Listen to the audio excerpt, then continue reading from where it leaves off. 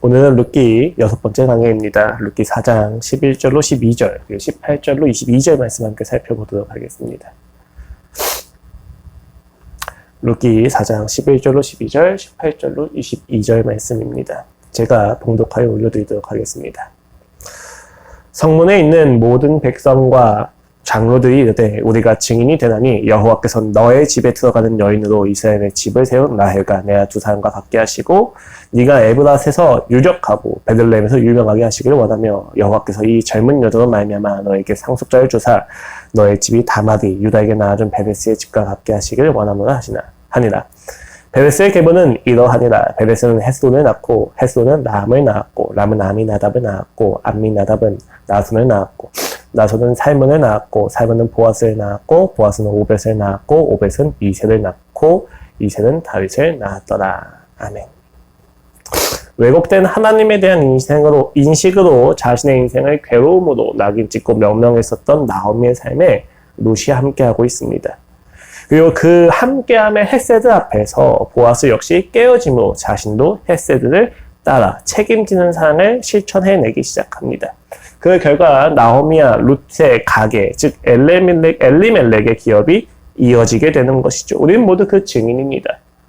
끊어져야 할 이스라엘 백성, 끊어져야만 할 엘리멜렉의 가문이 죽음과 부정함을 넘어서 종속되어지는 것을 보게 되는 것이죠.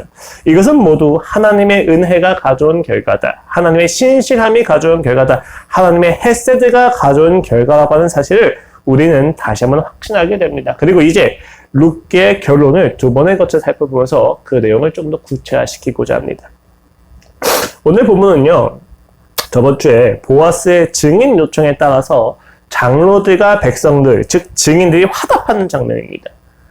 이 화답엔 조금 특이한 부분이 두 가지가 있습니다. 첫 번째는요, 갑자기 벼단간 베레스라고 하는 인물이 등장해서 그의 집과 같이 될 것이다 라고 하는 축복을 받게 된다는 것이죠. 심지어 룻기의 결론에 이르러서 이제 부록이죠, 사실.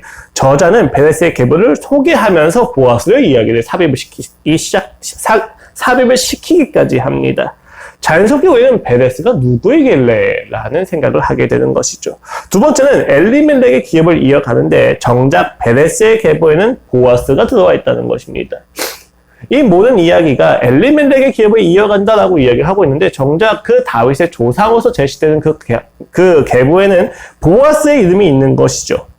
어째서 그 계보에 엘리멜렉 대신 보아스가 들어와 있는가라는 것입니다. 오벳이 룻을 낳았다면, 오벳을 룻이 낳았다면 그 아버지의 이름은 당연히 엘리멜렉이 되어야 되는 것이 지금까지 우리가 보았던 제도의 이야기인데 지금 그 부분을 부정하면서 엘리멜렉이나 말론 대신에 보아스에 넣었다는 것이 우리에게 의아함을 주는 것이죠.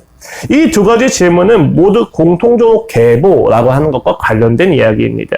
그러면 오늘 설교는요, 그 계보를 주제로 대답을 하면서 룻기를 풀어내보고자 합니다. 그 과정을 통해 우리는요, 하나님이 룻기를 통해서 우리에게 주시는 메시지가 은혜의 질서라는 사실을 다시 한번 깨닫게 됩니다. 하나님이 요구하신 헤세드는 그 헤세드를 받은 자들에게 요구되어지는 것이며 헤세드를 행하는 자들은 자연스럽게 그 하나님의 헤세드를 누리는 선순환의 이야기를 지금 룻기는 다시 한번 이야기해주고 있다는 것이죠. 하나님을 모르던 자도 헤세드를 살아갈 수도 있는가라고 하는 그런 질문들에 대해서 우리는 대답을 할 수가 없습니다. 다만 중요한 건요, 헤세드를 받은 자가 헤세드를 행하고 헤세드를 행하는 자는 헤세드를 더욱더 알아가게 된다고 하는 놀라운 선순환에 대해서, 은혜의 질서에 대해서 조금 더 깊이 들어갈 수 있는 단초를 룻기에서 얻을 수가 있다는 것입니다. 먼저는 본문의 내용을 살펴보고 그 다음에 질문들을 하나하나 살펴보겠습니다. 보아스가 하나님의 은혜, 그 집안의 이름이 끊어지지 않게 하는 것에 대해서 증인을 요청을 하고 장로들과 방청객들 모두 그 일의 증인으로 나서서 그를 축복합니다. 이건요, 공증을 서겠다고 하는 것인데 그의 결단이 경제적인 손실을 감수하는 어려운 결정이며 이해할 수는 없지만 하나님이 주신 율법에 부합하는 책임지는 사람의 모습이라는 것을 장로들과 방청객들도 다 인정이 되었다는 이야기를 하는 것입니다. 그들이 보기에도 보아스가 하는 그 증인 요청이 합리적이고 효율적인 것을 넘어서 존경할 만한 이야기라는 것을 알고 있다는 것이죠. 이와 같이 화답되는 이들의 축복은 크게 세 가지의 내용이 있습니다. 이 세 번째 축복의 내용이 베레스가 등장한다는 걸 고려하면 앞선 두 가지의 축복의 내용이 무엇인지를 한번 살펴볼 필요가 있죠. 왜요? 첫 번째 축복, 두 번째 축복, 세 번째 축복이 있는데 세 번째 축복의 베레스가 나오고 있어요. 그럼 첫 번째 축복과 두 번째 축복의 맥락과 베레스에 대한 축복이 이어지기 때문에 그 두 가지를 함께 먼저 살펴보는 것이 필요하다는 것입니다. 첫 번째는요. 그의 집으로 들어가는 나오미와 룻에 대해서 하나님께서 라헬과 레아를 축복하신 것처럼 복되게 하실 것이다 라고 축복을 합니다. 족장들 중에서 라헬과 레아에 대한 언급은 1차적으로 야곱과 결혼해서 다산을 했다는 점에서 이스라엘 백성 12아들을 낳았다고 하는 점에서 굉장히 주요한 어머니들인 것이죠. 그러나 본문에서 의도하는 바는 라헬과 레아가 이스라엘 백성의 어머니다라고 하는 것보다 어머니라고 하는 점이 보다 강조되고 있다는 것을 알 수가 있어요. 왜 그렇습니까? 이는 곧 이방 여인 룻이 하나님의 백성으로 편입되는 것에 대한 공동체적인 인증과 동시에 민족의 어머니와 같은 역할을 하는 새로운 시작점이라고 하는 것이 다시 한번 소개가 되고 있는 것이죠. 족장사를 보시면요. 라헬과 레아가 왜 중요한 위치냐면 아브라함과 이삭을 거쳐서 분기점이 되는 시점이 바로 야곱이기 때문이에요.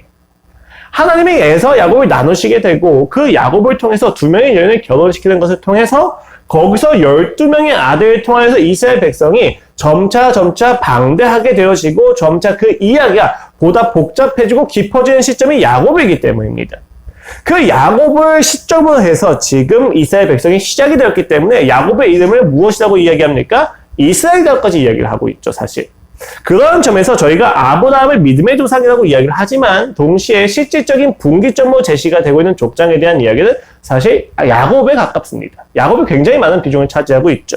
실제로 요셉에 대한 이야기 역시도 야곱에 대한 이야기의 부연적인 것으로서 설명이 될 때도 굉장히 많이 있다는 사실은 우리가 이런 해석에 조금 더 무게를 실을 수 있는 점을 이야기해 줍니다. 그렇기 때문에 지금 나오미와 룻을 라헬과 레아를 가지고 축복을 하는, 빗대어서 축복을 하는 내용은요, 지금부터 다른 하나님의 나라가 시작이 된다고 하는 것에 대한 축복으로 이어진다는 것이요. 그래서 공동 번역은 이러한 사실을 잘 강조해서 번역을 하고 있어요. 야훼께서 그대 집에 들어오는 이 여인으로 하여금 이스라엘 가문을 일으킨 두 여인 라헬과 레아처럼 되게 해주시길 기원한다라는 것이죠. 이게 1차적으로 보면 라헬과 레아처럼 복받기를 원해 라고 이야기하는 것처럼 보일 수도 있지만 이스라엘 가문을 일으켰다라고 하는 점을 우리가 고려한다면 지금 이 룻을 기점으로 다시 한번 멸망해가고 죽을 수밖에 없고 끊어질 수밖에 없는 이스라엘 백성을 다시 시작하신다는 것을 축복하고 있다는 것입니다. 적어도 저자는 그런 것을 강조하면서 이야기가 되어지고 있고 그래서 두 번째 축복이 보아스에게 에브랏과 베들레헴에서 유명해지게 바란다라고 이야기해요. 여기 에브랏과 베들레헴은 동일한 지역에 대한 다른 명칭입니다. 근데 여기서 되게 재밌죠. 보아스가 에브랏에서 유력해지고 베들레헴에서 유명해지길 원한다. 너무 기복주의적인 축복이잖아요.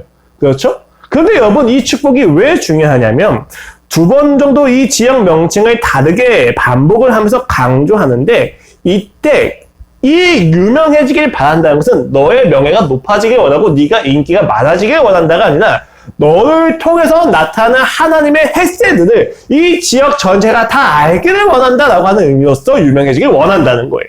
왜요? 왜냐하면 보아스는 이미 유력한 자입니다. 이미 그 베들레헴에서 그는 이미 부유한 자입니다.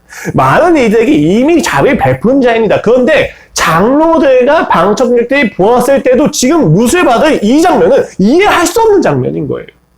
근데 그들의 율법을 볼 때 이것이 하나님의 사랑에 부합되는 이야기란 말이죠. 이 하나님의 율법을 행하는 그 사랑이 그 햇세드가 이 베들레헴 전체에 알려지기를 원한다고 지금 저자가 이야기 다시 하는 것입니다. 그냥 우리가 유명해지는 게 아니에요. 그냥 보아스가 인정받길 원하는 게 아니에요.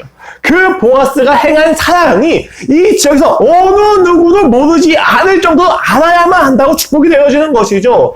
하나님의 영광을 아는 것이 물에 바다 덮음같이 이 땅에 이루어져야만 한다는 것입니다. 하나님을 아는 지식이 이 땅에 퍼져야만 한다는 것입니다. 세상 사람들이 광기에 시달리면서 광기에 매달리고 있는 그 세상의 인간들이 그 군상들이 하나님의 은혜대로 살아가는 사람을 보면서 생각해야 되는 거예요. 저렇게 사는 것도 가능하구나.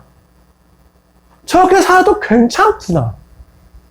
예수님이 십자가에 올라가 골고다에 올라가 십자가에 못 박혀 돌아가실 때 우리 모두 부정했지만 그 결과를 보면서 저렇게 살아가는 방법도 있다는 것에 대한 항목이 오순절 때 일어났던 것처럼 보아스의 삶을 통해서 보아스가 헤세드에 깨지고 헤세드에 실천하는 그 삶을 보면서 베들레헴 사람들이 다 알아야 된다는 거예요. 아, 가나안의 방식과 같이 살지 않더라도 괜찮았구나.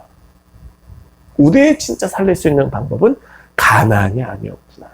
라는 것을 확인하기를 바라는 마음이 축복으로 전해지고 있다는 것입니다. 결국 이 축복의 맥락 자체는 굉장히 간단하죠. 보아스의 책임지는 이 사랑의 모습이 사사기의 관계를 끊어져가는 이사의 명맥을 이어져가게 해준 유일한 방법으로서 축복이 되고 있다는 것입니다. 그렇게 룻은 라헬과 레아처럼 민족의 어머니가 되어야만 하고 보아스의 이야기는 모두에게 알려져야만 한다는 것이죠. 1차적으로는 세속적인 것처럼 보이지만 결국은 산 위의 동네, 대한사회, 하나님의 나라가 있어야만 한다는 사실, 구별되어야 한다고 하는 축복이 전해지고 있다는 것입니다. 결국 이 축복은 구별되어야만 한다는 이야기예요. 너희가 지금 이 시대와 이 공간에서 구별되어지길 축복한다는 것입니다. 그렇다면 본문에서 축복하고 기대하는 구별의 내용이 무엇인가 라고 하는 것이 세 번째 축복인 베레스를 통해서 잘 드러나고 있어요. 축복의 세 번째 내용으로 우리는 보아스의 집안이 룻으로 인하여 다말이 유다에게 낳아준 베레스의 집안과 같게 하실 것에 대한 내용을 확인하게 됩니다. 이스라엘 백성의 족장에서 감추고 싶은 진실 중에 하나도 사실은 유다와 다말의 관계, 다 기억하지 않으십니까? 유다와 다말은 정상적인 관계가 아니었습니다. 다말은 유다의 자녀와 결혼했지만 남편이 죽었고 그 형제들이 고엘 제도를 거부하는 것으로 인해서 혼자 소외된 여인입니다. 소외된 그 여인이 유다에게 상수를 했지만 받아들여지지 않고 그녀는 죽음으로 갈 수밖에 없었던 자이죠. 그런 다말이 매춘부로 위장을 하여 유다와 관계를 맺어 대를 이어가게 된다는 그 사실은 우리에게 굉장히 충격적이지만 당시 족장에서도 그렇게 정상적인 내용은 아니었어요. 감추어야만 하는 내용이었던 것이죠. 그러한 관계를 빗대는 이유가 무엇이겠습니까? 부정적이더라도 우리의 생각에 이해되지 않더라도 하나님의 언약이 이어질 수 있다는 것에 대한 강조점이기도 해요. 이것은요, 우리가 마음대로 살아도 된다. 혹은 마키아벨리처럼 목적을 위해서 모든 수단을 동원해도 상관없다에 대한 이야기가 아니라 우리가 얼마나 부정하다 할지라도 하나님의 언약은 이어진다라는 것에 대한 확증입니다. 그녀는 이방인이었고 정상적이지 않았죠. 그리고 정상적이지 않은 방법을 시도했지만 그 다말을 유일하게 정당화시켜주시는 단 한 가지의 이유가 무엇입니까? 그녀가 하나님의 언약을 지키는 방법에 부합되어 살아갔다는 것입니다. 하나님의 언약을 지키려고 하는 신자들의 삶은 그와 같습니다. 정상적이지 않게 보일 때가 많죠. 효율적이지도 않고 윤리적이지 않을 때가 보입니다. 그러나 하나님의 언약에 부합되어지는 신실함과 간절함이 있다면 하나님이 그것을 통해서 자신의 언약을 드러내고 이어가신다는 사실이 다말을 통해서 나타나고 있다는 것이죠. 실제로 유다는요, 행음을 명목으로 다말을 죽이려고 하는데 그때 다말이 유다의 것을 보여주면서 이 모든 것이 자신의 계략이었다는 것을 보여줄 때 유다가 이와 같이 말합니다. 유다가 그것들을 알아보고 이르되 그는 나보다 옳도다. 내가 그를 내 아들 셀라에게 주지 아니하였음이로다 하고 다시는 그를 가까이 하지 아니하니라. 유다가 이야기한다. 자신이 먼저 틀렸다는 사실을 고백을 하죠. 그리고 그녀가 옳았다고 이야기를 합니다. 무엇이었습니까? 목적을 위해서 수단을 가리지 않는 그것이 옳은 것입니까? 아니에요. 지금 이 본문의 강조점은요, 어떤 상황에서도 하나님의 언약을 지키고 이어나가려고 하는 것이 옳다는 것입니다. 우리의 옳고 그름의 기준은 하나님의 신실하심에 있다는 것이죠. 여러분, 고해제도 자체가 현대인의 시선에서 봤을 땐 이해가 안 되는 법이에요. 말도 안 되는 이야기잖아요. 그렇죠? 그런데 그 당시에 이 고해제도를 통해서 하나님이 이루고자 하셨던 것은 하나님의 은혜의 질서, 소외된 자를 단 한 명도 그냥 두지 않으시려고 하셨던 하나님의 질서, 은혜의 질서를 나타내고 있다는 점에서 이것이 우리에게 필요하다는 것입니다. 하나님의 신실하심, 책임지시는 그 사랑은 윤리와 도덕을 때때로 넘어버리시는 거죠. 초윤리적이고 초합리적이고 초이성적입니다. 비윤리가 아니기 때문에 때때로는 윤리와 도덕 이상의 책임을 요구받기도 하죠. 근데 중요한 건요, 윤리가 살았다 안 살았다, 윤리 넘어서는 넘어서지 않는다에 대한 이야기가 아니라 어떤 상황이든 지간에 그가 내게 하셨던 그 약속의 핵심과 본질이 은혜였다라는 사실을 이해해야만 한다는 것입니다. 그리고 그것을 따라가야만 한다는 것이죠. 우린 너무 많은 시간 그리고 많은 순간들 속에서 상식과 경계성과 합리성이라는 이름으로 하나님의 부르심과 이끄심을 간과하고 있는 경우가 많습니다. 우리가 생각할 땐 이해할 수가 없는 것이죠. 저 지역에 한 영혼을 돌보고 있는 목회자에게 이 지역에 300명의 영혼이 있는데 왜 이 300명의 영혼을 돌보지 않느냐라고 하는 딜레마를 소개하는 것을 통해서 그가 그 한 영혼을 통하여 만나가고 있는 하나님을 부정해버린답니다. 이게 말이 됩니까? 우리는 그가 어떠한 선택을 했는지에 대해서 관심을 가지는 것이 아니라 그가 그곳에 있을 수밖에 없도록 만난 하나님에 대하여 궁금해해야 된다는 것이죠. 무엇이 옳으냐에 대한 이야기가 아니라 어떤 하나님을 만났고 어떤 하나님을 따라가고 있느냐에 대한 이야기를 해야 하는데 우리는 어느새 우리도 모르게 세상의 논리와 세상의 방법을 가지고 소개를 하고 설득을 하기 시작합니다. 여러분, 오늘날 근본주의 혹은 보수라고 불려지는 사람들이 왜 그토록 많이 무너질 수밖에 없습니까? 성경의 문자적인 무엇성 혹은 역사적 무엇성을 믿는데 그것을 믿는 것처럼 살지 않기 때문이지 않습니까? 성경의 모성을 진짜로 믿는다면 자신의 선택과 자신의 삶의 기준을 성경으로 둬야만 하는데 우리는 너무 많은 경우 성경보다는 다른 기준을 가지고 살아가게 된단 말입니다. 성경의 모성을 믿는 것처럼 살지 않는 삶이 사실 우리가 이야기하는 가장 큰 보수의 병폐와 폐해가 되지 않았겠습니까? 비난을 하고자 하는 것이 아닙니다. 우리는 어떠냐는 것입니다. 우리의 정말로 기준이 신앙이 맞냐는 거예요. 은혜와 사랑의 질서가 맞냐는 것입니다. 책임지는 사랑이 우리에게 비상식적으로 보이기 때문에 책임을 안 지고 할 수 있는 정도까지만 지키려고 하고 있는 것은 아닌가라고 묻는 것입니다. 마치 보아스가 자신이 차순위이기 때문에 룻과 나오미를 선대하는 것에 있어서 가게를 잇는 것까지는 가지 않고 그저 그냥 도와주는 것에서 그친 것처럼 우리는 그냥 할 수 있는 정도의 사랑에서 멈추고 있는 것은 아닙니까? 신약에서는 이와 같은 이야기가 있죠. 어디까지 나의 이웃입니까? 라고 묻는 서기관에게 예수님은 너는 누구에게 이웃이 되어주고 있느냐라고 묻는 전환의 질문과도 같습니다. 우리는 하나님께 묻습니다. 주님, 우리가 어디까지 지켜야만 하는 경계선입니까? 그럼 하나님은 이야기하시는 거죠. 그 경계선을 고민하는 것 자체가 신앙적이지 않다고 말합니다. 너는 어디까지 사랑하고 있느냐라고 물어보시는 거죠. 우리는 종종 그리스도인의 윤리와 삶이 상황과 환경에 의존하는 것처럼 보일 때가 많이 있습니다. 중요하죠. 이 땅에서 지켜내야 할 삶은 상황과 환경에 의존하지 않습니다. 그리스도인의 윤리는 하나님의 성품에 의존합니다. 하나님의 성품에 대한 의존을 가지고 상황과 환경을 분별해서 살아가는 것이지 상황과 환경 자체에 달라지는 것은 아니란 말입니다. 이것을 우리가 이렇게 된다면 단순히 상황과 환경에 따라서 모든 윤리와 도덕이 바뀌게 되고 사람들에게 맞춰지게 되는 것이죠. 하지만 우리의 진정한 윤리는 하나님의 성품, 하나님의 말씀, 하나님의 의지를 의지하는 것에 있습니다. 이것은 무슨 이야기를 하는 것입니까? A냐, B냐, C냐가 아니라 하나님이냐, 하나님이 아니냐가 우리가 마주하는 모든 질문의 핵심이라는 것입니다. 내가 A의 길을 가겠습니다. 주님이 아닙니다. 주님이 계신 곳으로 나아가겠습니다. 가야 되는 거예요. 주님이 계신 곳이 A입니까? B입니까? 라고 하는 그 질문마저도 사실 결국은 어느 곳에 하나님이 계십니까? 내가 어디서 하나님을 알 수 있는 것입니까? 라고 하는 질문의 연속일 뿐이라는 것이죠.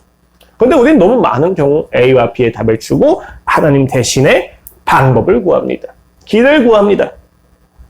그리고 그 길을 구하는 질문 앞에서 하나님이 대답하지 않으시는 것처럼 느껴질 때면 절망과 방황을 경험하기 시작하죠. 그러나 선택할 수 없는 그 시점이야말로 아무것도 할 수 없는 그 갈등과 방황의 시점이야말로 사실 그 장소가 하나님의 부르신 자리라는 것을 우리가 이해할 필요가 있습니다. 왜요?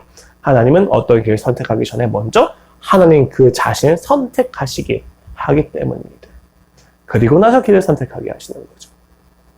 방황 속에 있다면, 헤매는 가운데 있다면 축복합니다. 그 장소야말로 하나님을 만나셔야만 하는, 헤세드를 경험해야만 하는 장소입니다. 어떤 선택을 하지 않아도 만족할 수 있는 상태에 있었을 때 우리는 비로소 선택을 할 수 있을지도 모르겠습니다. 룻기에서 유다와 다말의 관계로 빗대어지는 이 축복은요, 이 비정상적인 관계가 이루어질 때 대가 이어진다는 게 아니에요. 하나님만이 답이 되어지는 인격적 교제와 신실함이 필요하다라는 것에 대한 축복입니다. 그리고 그 신실함의 결과로 얻어진 열매가 바로 베레스입니다. 본문은 결국 축복을 다말과 같이 되게 하소서가 아니라 다말과 유다 사이에 태어난 아들 베레스의 집과 같게 하시옵소서라고 이야기하죠. 즉 베레스가 중심인 것입니다. 앞서 예외적인 상황 혹은 부정하고 비합리적인 상황마저도 은혜가 되게 하시는 신실하심의 맥락으로 우리는 이 베레스의 가정을 생각해야만 하는 것으로 요구를 받고 있는 것이죠. 여러분 사실 창세기에선 그의 탄생과 관련하여 다음과 같이 기록을 하고 있습니다. 38장입니다. 해산할 때 보니 쌍태라. 해산할 때 손이 나오는지라 산파가 이르되 이는 먼저 나온 자라 하고 홍색 실을 가져다가 그 손에 메었더니 그 손을 도로 들이며 그의 아우가 나오는지라. 산파가 이르되 네가 어찌하여 터뜨리고 나오느냐 하였으므로 그 이름을 베레스라 불렀고 그의 형 곧 손에 홍색 실 있는 자가 뒤에 나오니 그의 이름을 세라라 불렀더라. 쌍태예요. 쌍둥이인데 먼저 손을 내면서 나온 사람이 있어요. 그래서 이제 홍색 실을 묶었는데 갑자기 이것을 끄집어내고 동생이 먼저 나왔다는 거예요. 그래서 그 이름을 베레스라고 하고 홍색 실을 묶은 장자 이름을 세라라고 이야기했다는 것입니다. 형이 세라이고 아우가 베레스입니다. 누가 그 가문을 이어가야만 합니까? 장자인 세라가 이어가야만 하는 것이죠. 하지만 예수님의 족보에 등장하는 이름은 베레스입니다. 왜 그렇습니까? 제가 종종 말씀을 드립니다. 족장사에서 장자가 우대받는 경우가 많지가 않아요. 왜요? 장자를 싫어하시기 때문이 아니라 장자를 통해서만 존속되어지고 이어져야만 하는 세상의 관습과는 하나님의 나라가 많이 다르다는 것을 알려주게 하시기 위해서 하나님은 항상 막내나 혹은 차남이나 장자가 아닌 이들을 사용하신다는 것이죠. 이것은 모든 족장사에서 그대로 반복이 되고 있습니다. 이는 세상과 혹은 세상에서 당연한 것을 뒤집어서 하나님의 나라는 자격과 조건에 있는 것이 아니라 은혜와 사랑에 달려있다는 것을 보여주는 하나님의 구속사의 흐름이기도 합니다. 오늘 본문에서 베레스가 등장하는 이유가 그와 같죠. 유대인들의 족보는 굉장히 중요한 기록물입니다. 왜냐하면 신앙 공동체의 정체성에 달려있고 신학의 기초를 가지는 것도 족보예요. 이들은 결국 이 족보 안에서 구원을 받는 것이고 그 족보에 들어가느냐 들어가지 못하느냐가 구원의 당락을 결정짓는 굉장히 중요한 기초입니다. 근데 이 족보가 항상 생략이 있어요. 왜냐하면 이 족보 자체가 메시지이기 때문입니다. 이 메시지에 대해서 전달할 때 중요한 것을 중심으로 전달하는 방식의 족보에도 그대로 반영이 되어 있다는 거예요. 예를 들면요. 여기서 우리는 두 번째 질문도 자연스럽게 해결하게 돼요. 왜 말론 대신에 엘리멜렉 대신에 보아스가 계보에 등장하는가? 간단합니다. 이스라엘 백성의 존속은 혈통이 아니라 은혜에 의존하고 있기 때문입니다. 1차적으로 우리는 저자가 계보를 제시한 방식에 있어서 보시면요. 룻기에 제시된 계보는 10명이에요. 베레스의 계보는 이러하니라 10명이 제시되고 이 10을 완전수 생각하는 유대인의 입장에서는 10번째 다윗이 등장한 게 우연이 아니라는 것이죠. 무슨 이야기냐면 베레스의 계보가 이러하니라 라고 이야기하고 제시되는 그 족보가 진짜 10대에 걸쳐진 것이 아니라 중간중간 생략된 이름들이 있다는 것입니다. 이 생략된 이름들 가운데서 엘리멜렉이나 말론 대신에 보아스를 넣은 이유? 너무 간단한 이야기죠. 이스라엘 백성의 이어진 혈통은 구속사를 이어가는 하나님의 방식은 혈통이 아니라 은혜와 사랑에 있다는 것이고 헤세드에 있다는 것이 강조가 되어지고 있는 것이죠. 저자가 편집을 했다고 친다면 편집에 오류라고 이야기하기에는 너무 허술한 이야기예요. 왜요? 저자는 이미 알고 있거든요. 엘리멜렉과 말론과 기존에 다 알고 있는 상태에서 이걸 쓰고 있단 말입니다. 그런데 저자가 이것을 일부러 빼고 보아스를 넣었다면 그 의도가 무엇이겠습니까? 이 계보에 대해서 전해주고자 하는 메시지가 무엇이겠습니까? 이스라엘 백성은 하나님의 나라는 혈통, 자격, 조건, 능력, 소유가 아니라 실력이 아니라 역량이 아니라 하나님의 은혜로만 이루어질 수가 있다는 거예요. 그래서 하나님의 나라에서는요. 우리가 가진 능력이나 실력이 생략됩니다. 우리가 가진 소유가 생략됩니다. 사용되지 않는 것은 아니에요. 그런데 그 생략이 우리로 하여금 어디로 가게 됩니까? 능력과 실력과 역량을 빼고 그 자리에 하나님의 은혜와 사랑과 신실함만 자리 잡게 한다는 거예요. 그렇게 보아스가 다윗의 혈전에 들어오게 된 것입니다. 그렇게 룻이 다윗을 낳는 위대한 족보에 들어가게 된 것이죠. 이걸 위대한 족보하고 이야기하는 것도 조금은 웃긴 이야기죠. 왜요? 족보가 위대한 게 아니라 하나님의 은혜가 위대한 것이기 때문입니다. 다윗 왕권은요, 이스라엘 백성이 잘나서 실력이 탁월해서 도래한 것이 아닙니다. 하나님의 은혜와 책임지는 사랑의 결과로 도래한 것이죠. 우리가 이 땅에서 하나님의 나라를 바랍니다.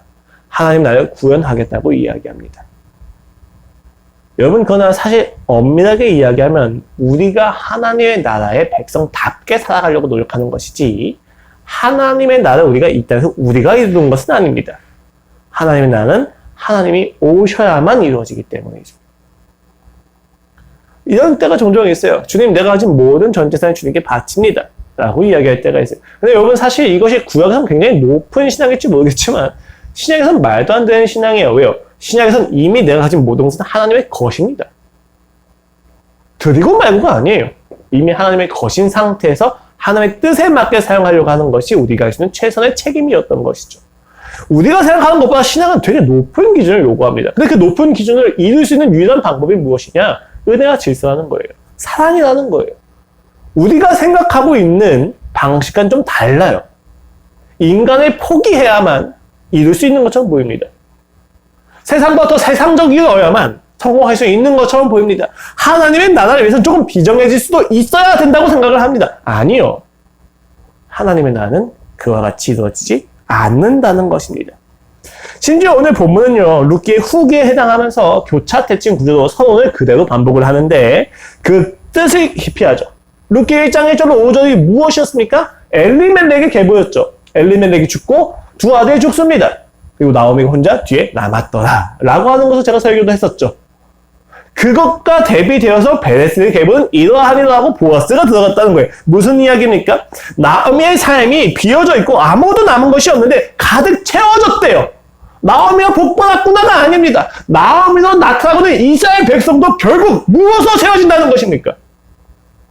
하나님의 은혜로만 채워질 수가 있다는 겁니다. 그래서 이스라엘 백성의 역사를 보시면요, 부유할 때마다 하나님이 진노하십니다. 그들의 부유함이 하나님의 질서와 상관이 없었기 때문에. 이것을 우리가 기본으로 봐야 된다면 이스라엘 백성의 역사가, 이 룻기에 이어진 사무엘서의 역사들 역시도 그와 같이 보고 이루어져야 되는데, 사실 이스라엘 백성의 역사를 보시면요, 부유할 때마다 하나님과 척을 져요. 높아질 때마다 하나님과 대립을 합니다. 왜요? 높아지는 방법이 세상을 취하는 거거든요. 군마가 있어야 돼요. 외교를 해야만 합니다. 군사력을 세워야만 해요. 심지어 다윗도 군사력을 센다고 셌다가 인구수 측정했다가 바로 하나님께서 심판하시잖아요. 놀라운 이야기죠. 하나님의 질서는 그와 다르다는 겁니다. 이미 이러한 사실들이 계속해서 나타나고 있는 것이죠. 은혜의 질서가 아니면, 신실함의 질서가 아니면 너희는 이스라엘 백성일 수가 없다라는 것입니다. 그것이 반복되어서 우리에게 전해지고 있는 거죠. 그리스도인으로서 우리는 살아가고 있습니다. 우리 때문에 나타낼 수 있는 독특성은, 본질은 무엇입니까? 잘난 무엇을 나타내 볼 수가 있습니까? 실력, 명분, 명예, 능력, 소유? 기껏해야 나타낼 수 있는 것들이 다 세상에서 나타내는 것 다르지가 않죠. 무엇이 문제입니까? 세상의 것을 내가 하나님의 자녀인 것을 드러내봤자 나는 세상의 자녀이지 하나님의 자녀 아니라는 거예요. 세아가 아빠를 드러내는 것에 있어서 중요한 건 저와의 관계성이지 다른 아빠들이 줄 수 있는 것을 가지고 저를 증명할 수가 없단 말입니다. 이스라엘 백성이 하나님에게서만 얻어질 수 있는 것을 가지고 드러내야 되는데 하나님이 아닌 것을 스스로가 하나님의 자녀로 주장을 하고 있단 말입니다. 오늘날 그리스도인이 어떠합니까? 우리가 교회를 증명하는 방식이 무엇입니까? 이미 웃기죠? 교회를 증명하려고 하고 교회를 설득해내려고 하고 교회를 강요하려고 합니다. 과연 그것이 하나님의 방식입니까? 교회는 증언되어져야 하고 교회는 증인들이 모인 곳인데 우리는 어느새 교회를 설득할 수 있는 지성인들이 모인 것으로 착각을 하고 교회를 강요할 수 있는 권세자들이 모인 것으로 착각을 하고 교회를 고결한 자들이 있는 것으로 착각을 하고 있습니다. 그런 것이 아니라는 것입니다. 그래서 예수는 달랐습니다. 그는 혁명적이었죠. 그는 세상에 저항하는 것을 넘어서 승리하셨습니다. 폭력이 아닌 감화력으로, 압제가 아닌 희생으로, 환희가 아닌 슬픔으로, 생명이 아닌 죽음으로. 그는 모든 죽은 것들을 다시금 살리셨습니다. 그의 삶이, 그 사역에 나타나는 독특성이 무엇입니까? 상식, 합리성, 경계성, 우리가 그토록 지지하고 이야기하고 붙잡고 있는 현실, 그는 초현실을 사셨고 초합리를 사셨습니다. 은혜와 사랑이라고 하는 초상식을 사내셨습니다. 그래서 그의 모든 행보는 충격적이었던 것이죠. 그리스도인들의 신실함은 여기서 나타납니다. 윤리와 도덕과 정상이라고 하는 범주를 넘어서는 것에서 나타납니다. 경계선 앞에서 한 걸음을 내딛는 것에서 나타납니다. 사람들이 말하는 굳이라고 하는 의아함을 자아내는 것에서 나타납니다. 이적서에 쓰인 한 줄로 자격을 증명하기보다 누군가의 마음에 새겨진 사랑 하나로 자격 없는 자가 구원받았음을 증거해내는 것으로서 그리스도인의 그리스도인됨이 나타나고 있다는 것이죠. 우리가 우리의 증명하는 방식은 무엇입니까? 어떠한 이력이 우리를 증명해낼 수 있습니까? 우리는 우리를 증명하기 전에 증언할 수 있는 증인으로서 본 것이 있어야만 합니다. 그리고 그 본 것을 따라가야만 합니다. 문제는 우리가 본 것이 너무너무 이해할 수 없는, 감히 따라할 수 없는 예수님의 사랑이라는 것이 문제인 것뿐이죠. 루키는 그러한 이야기입니다. 자격 없는 자가 받는 구원의 이야기, 자격 있는 자들의 자격이 박탈된 이야기, 합리성과 현실을 넘어 굳이 포기하지 않으시는 사랑과 책임의 이야기, 견딜 수 없는 자리에서 견뎌낸, 버틸 수 없는 자리에서 버텨낸 하나님의 사랑의 이야기, 그것이 루키의 이야기입니다. 결국 우리는 그 사랑을 믿고 이곳에서 증명하기보다 증거하는 삶을 요구받고 있습니다. 보아스와 같이 말이죠. 여러분 무섭지 않습니까? 하나님이 합리적이시다면, 하나님이 효율적이시다면, 하나님이 이치에 밝으시다면 우리는 여기에 있지 못합니다. 말씀을 마무리하겠습니다. 1900년부터 2006년간의 사회 역사 속에서 세계에서는 323건의 저항 운동이 있었습니다. 마리아 스테판이라고 하는 작가에 의하면요, 그 저항 가운데 26%의 성공이 폭력적인 저항을 통해서 성공했습니다. 무력을 사용했다는 것이죠. 그런데 그 중에 53%의 성공이 비폭력 저항이었다고 이야기합니다. 많은 사람들이 독재 앞에서 칼을 들기를 주저하지 않습니다. 그런데 정작 그 독재를 무너뜨리는 방법으로서 더 높은 가능성은 그들의 이야기는 효율성에 대해서 설명을 하자면 폭력이 아니라 비폭력입니다. 진짜 재밌는 건요, 이 책을 읽어보니까 되게 재밌더라고요. 전체 인구의 3.5%만 비폭력 저항에 참여하면 100%의 성공이 된답니다. 이해할 수 없는 신비입니다. 저는 이것이 하나님의 신실하심을 드러내는 일반 계시의 메시지라고 생각합니다. 인간은요, 더 쉽고 더 빠르고 더 간단한 방식을 생각해냅니다. 인간은요, 우리가 생각할 때 더 불편하지 않은 방식을 답으로 여기기 시작합니다. 그런데 항상 답은 조금 더 불편하고 조금 더 비효율적이고 조금 더 인간다운 것에 있습니다. 인간이 인간을 벗어나야만 이겨낼 수 있다라고 하는 니체의 초인 사상이 왜 틀렸습니까? 결국 니체도 초인될 수 없었기 때문입니다.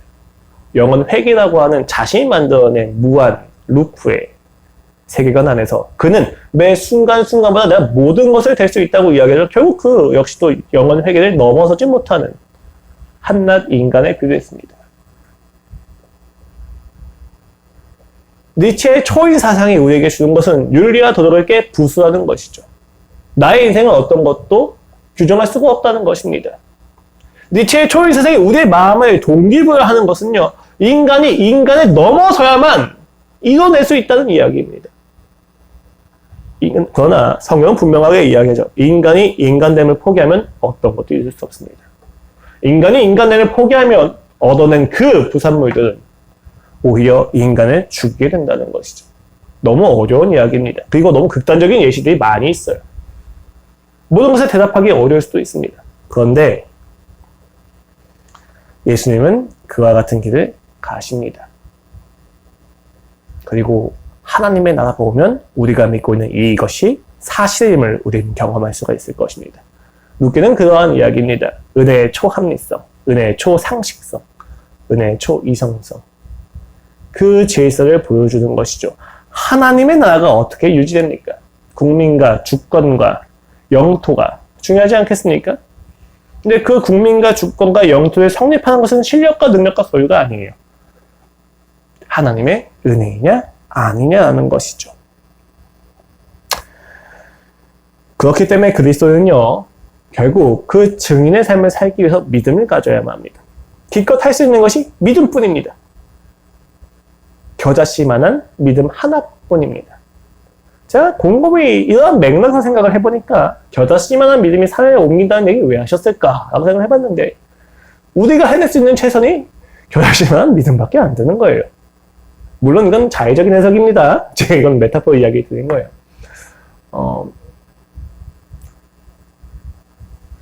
겨자씨만한 믿음으로도 상관이 없는 것은 하나님이 하시는 일이기 때문입니다. 하나님이 하시는 일에 우리가 할 수 있는 유일한 반응은 믿음입니다. 공로가 아니라는 것이죠. 우리의 노력과 실력으로 좌지우지되는 것이 아니라는 것입니다. 그럼 무엇을 믿습니까, 여러분?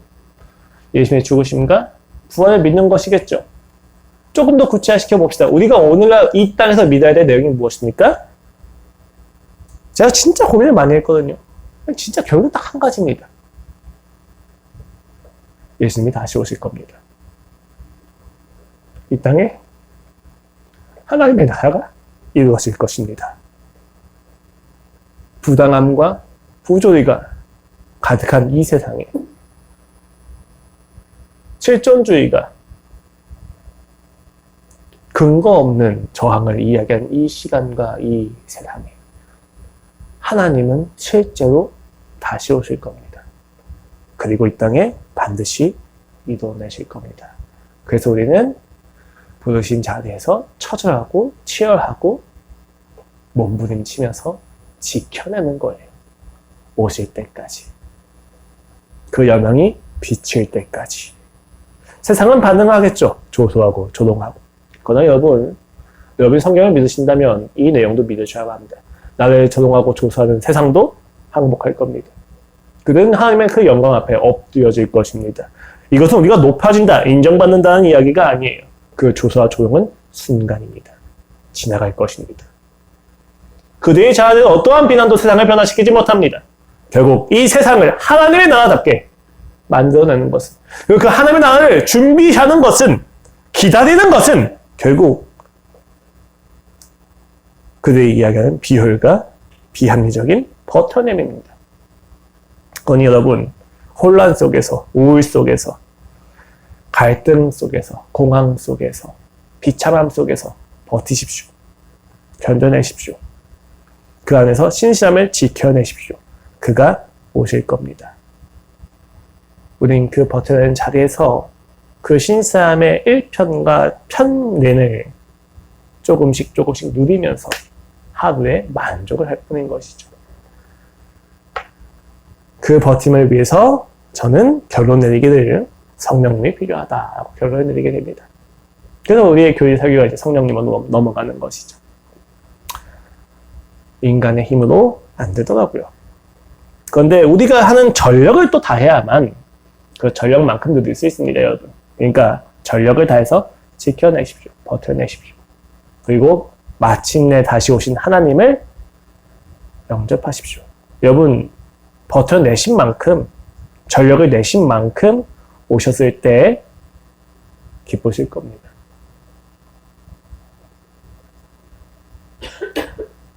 말씀을 여기서 끝내야 되는데 어제 한 이야기를 잠깐 나누도록 하겠습니다. 어제 세아가 친구한테 초대를 받아서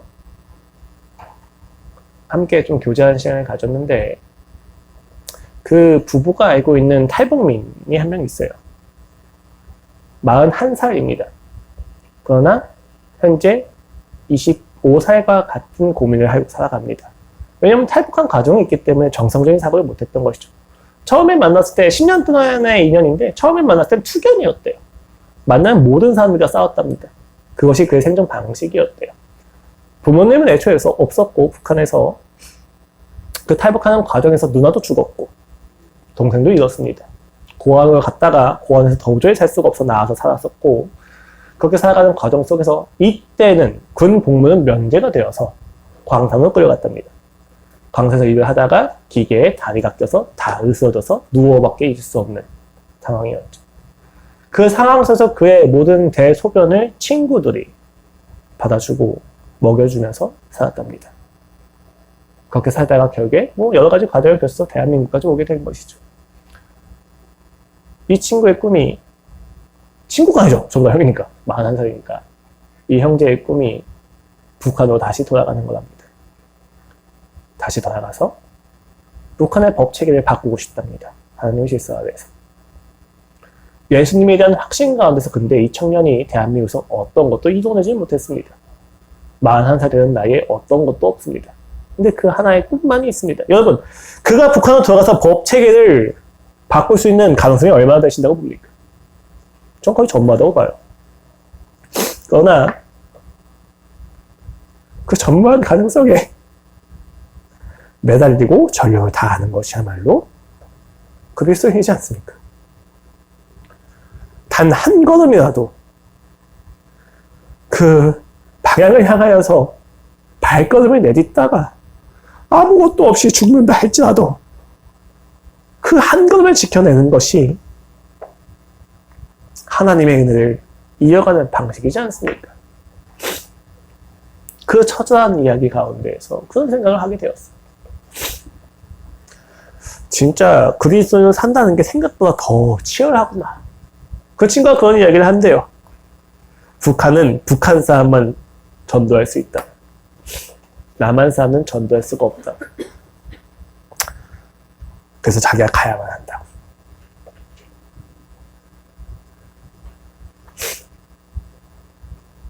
그리고 그 청년이 이야기합니다. 북한이나 남한이나 다 불행하다고. 그게 너무 웃겼어요. 그 얘기 전해주는데. 남한 사람들은 남한 사람들의 이유대로 불행하고 북한 사람들은 북한 사람들의 이유대로 불행하고 참 웃기다고. 그러면서 예수님밖에 없는 것 같다라고 이야기를 하더라고요. 여러분, 우리가 견디고 버티는 이 삶이 그렇습니다. 단 하나의 열매도 맺지 못할 수도 있죠. 근데 우리가 이야기한 열매는 그런 열매가 아니잖아요. 버티십시오. 견디십시오. 치열하게 살아내십시오. 이길 수 있는 싸움이기 때문에 싸우는 세상도 그와 같이 치열한데 오늘 이 땅에서 이길 수 없는 싸움이라 할지라도 마침내 승리할 것을 믿는 우리들의 싸움은 더욱더 격렬해야만 합니다. 더욱더 치열해야만 합니다. 그 치열함이 여러분에게 성령님의 불로써 이루어지기를 소망합니다. 그리고 마침내 그 은혜가 여러분을 통하여서 이 땅에, 이 지역에, 대한민국에, 그리고 세상에 널리 퍼질 수 있기를 기도합니다. 오늘 말씀을 마치고 기도하고 오늘 예배를 마치도록 하겠습니다. 기도하시겠습니다. 하나님 아버지 감사합니다. 우리의 인생이 참으로 비석하게 느껴지고 참으로 비참하게 느껴질 때가 많이 있습니다. 근데 주님, 이 인생에서 나를 빼면요, 하나님의 은혜가 흘러가는 시간인 것을 보게 됩니다. 내가 이루어지고 내가 높아지고 내가 성공하는 것이 아니라 하나님의 나라가 이루어지는 과정이라고 우리의 인생을 보았을 때 우리는 주님 부르신 자리를 잘 지켜내고 있습니다. 나의 눈과 나의 마음이 이곳에 있다라고 말씀하셨던 하나님. 하나님은 온 인류에, 온 세계에 있으신데도 불구하고 그 눈과 마음이 성전에 있다고 말씀하시면서